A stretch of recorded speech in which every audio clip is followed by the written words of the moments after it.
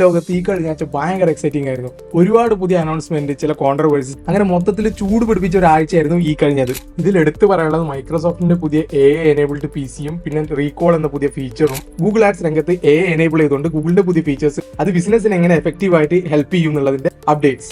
ഇത് കൂടാണ്ട് GPU മാനുഫാക്ചേഴ്സായ NVIDIA $26 billion revenue ആണ് കഴിഞ്ഞ ക്വാർട്ടറിൽ അഡാപ്റ്റ് ചെയ്തതിലൂടെ നേടിയെടുത്തത്. ഇത് കൂടാതെ ChatGPT സ്ഥാപകരായ ഓപ്പൺഎഐക്കെതിരെ നിയമ നടപടികളുമായി വന്നിരിക്കുകയാണ് Hollywood actor Scarlett Johansson. Amazon Alexa, Apple സിരിയും ബേസ്ഡ് മോഡൽസ് ഇൻട്രൊഡ്യൂസ് ചെയ്യാൻ പോകുന്നു.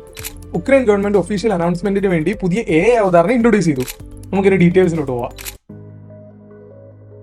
May 20 മൈക്രോസോഫ്റ്റ് ഒഫീഷ്യലി പുതിയ series of laptop with recall ഫീച്ചേഴ്സിന് തുടക്കം കുറിച്ചു. ഈ ലാപ്ടോപ്പ് പവേർഡ് ആയിരിക്കും. CPUക്കും GPUക്കും പുറമെ NPU എന്ന് പറയുന്ന ഒരു പുതിയ പ്രോസസിംഗ് യൂണിറ്റ്, അതായത് ന്യൂറൽ പ്രോസസിംഗ് യൂണിറ്റ് എന്ന് പേര് വിളിച്ചിരിക്കുന്ന പുതിയ ചിപ്പും ഇൻക്ലൂഡഡ് ആയിരിക്കും. പല കോംപ്ലക്സ് ആയിട്ടുള്ള ടാസ്കുകളും സിമ്പിൾ ആയിട്ട് ഈ ലാപ്ടോപ്പുകൾക്ക് ചെയ്യാൻ പറ്റും.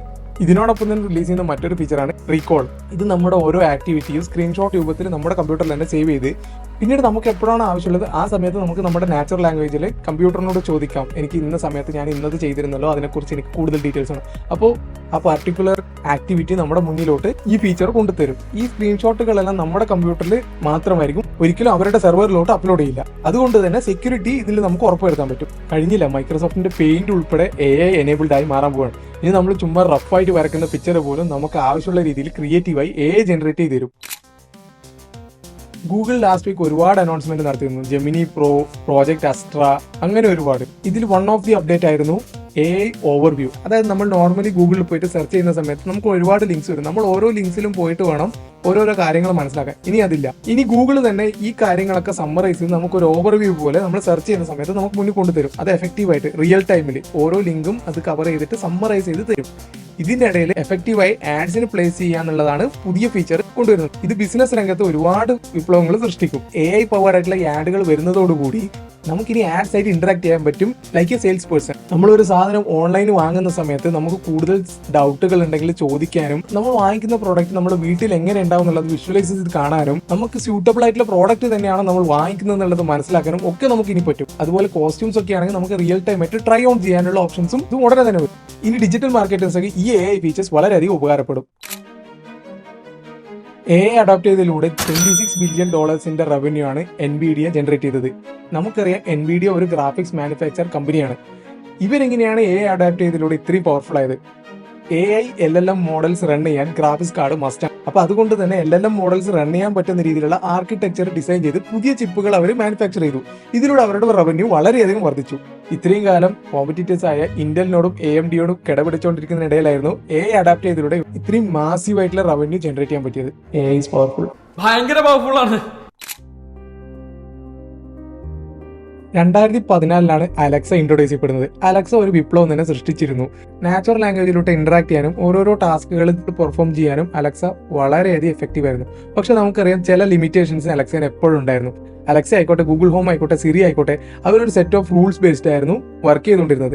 നാച്ചുറൽ ആയിട്ടുള്ള ലാംഗ്വേജ് നമ്മൾ എത്ര കണ്ട് പറഞ്ഞാലും അതിനൊരു ലിമിറ്റേഷൻസ് അവിടെ ഉണ്ടായിരുന്നു. പക്ഷെ ChatGPT പോലുള്ള പുതിയ മോഡൽസ് വന്നതോടെ നമുക്കറിയാം ആ ബാരിയർ അവിടെ ക്ലോസ് ആയി. മനുഷ്യരോട് ഇന്ററാക്ട് ചെയ്യുന്നത് പോലെ നമുക്കിപ്പം AI ഇന്ററാക്ട് ചെയ്യാം. സോ ആ ഫീച്ചേഴ്സ് വോയിസ് അസിസ്റ്റൻസിലോട്ട് കൊണ്ടുവരാൻ വേണ്ടിയിട്ടാണ് ആമസോണും ആപ്പിളും മുന്നിട്ടിറങ്ങുന്നത്. മറ്റൊരു കാര്യം ഡിസ്കസ് ചെയ്യാനുള്ളത് ഒരു പ്രധാന കോൺട്രവേഴ്സി ആയിരുന്നു. ലാസ്റ്റ് വീക്ക് OpenAI ChatGPTന്റെ ഏറ്റവും ലേറ്റസ്റ്റ് ആയിട്ടുള്ള മോഡൽ GPT-4o റിലീസ് ചെയ്തിരുന്നു. ഈ മോഡൽ റിലീസ് ചെയ്യുന്നതോടൊപ്പം തന്നെ വോയിസ് ഫീച്ചേഴ്സും എനേബിൾ ചെയ്തു. അഡ്വാൻസ്ഡ് വോയിസ് ഫീച്ചേഴ്സ് ആയിരുന്നു അതിലുണ്ടായിരുന്നത്. പക്ഷെ വോയിസ് പ്ലേ ചെയ്ത് നോക്കിയ പലർക്കും ഹോളിവുഡ് ആക്ടർ സ്കാർലെറ്റ് ജോഹാൻസന്റെ വോയിസ് ആയിട്ടാണ് മാച്ച് ആയി തോന്നിയത്. സാം ആൾട്ട്മാൻ ഈ വോയിസ് മോഡൽ റിലീസ് ചെയ്തതിന് മുന്നേ തന്നെ GPT-4ന്റെ ഒഫീഷ്യൽ വോയിസ് ആവാൻ വേണ്ടി സ്കാർലെറ്റ് ജോഹാൻസനെ സമീപിച്ചിരുന്നു. എന്നാൽ പുള്ളിക്കാർ ഇത് നിരസിക്കുകയായിരുന്നു. പിന്നീട് റിലീസ് ചെയ്ത ഈ മോഡൽ നടിയുടെ ശബ്ദവുമായി സാമ്യം തോന്നിയതിനെ തുടർന്നാണ് നടി നിയമപരമായി മുന്നോട്ട് നീങ്ങിയത്. ഇതിനെ തുടർന്ന് പുതിയ വോയിസ് ഫീച്ചർ OpenAI ഷട്ട് ഡൗണും ചെയ്തു. OpenAI എങ്ങനെയാണ് ഈ മോഡൽ ട്രെയിൻ ചെയ്തെന്നുള്ളതിന്റെ ട്രാൻസ്പെറന്റ് ആയിട്ടുള്ള കാര്യങ്ങൾ വെളിപ്പെടുത്താനും ഇതുപോലുള്ള സിറ്റുവേഷൻസ് ഫേസ് ചെയ്തവർ മുന്നോട്ട് വരാനും കൂടി വേണ്ടിയാണ് ഈ ലോ സ്യൂട്ട് ഫയൽ ചെയ്തിരിക്കുന്നത്.